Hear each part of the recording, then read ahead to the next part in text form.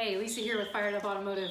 You may notice if you park your car outside overnight or if you haven't driven in quite a while, when you get in your car and go for the first time, you might find that your brakes make kind of an unnerving grinding sound. And then it goes away after you brake a couple times.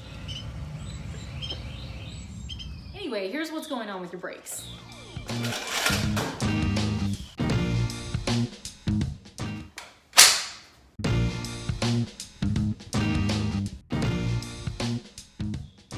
Okay, here are your brakes.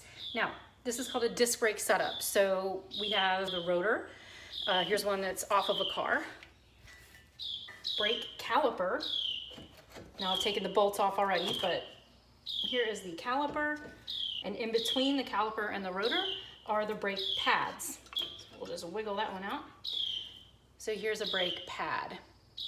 So what happens in the morning when you hear that grinding sound for just a little while when you start driving is overnight moisture settles on everything outside, right? Including your rotors, and these are metal. And so they actually form a very thin layer of rust, which we call surface rust. So what you're hearing when you brake for the first time or two is the pads actually kind of scrubbing off that layer of very thin rust.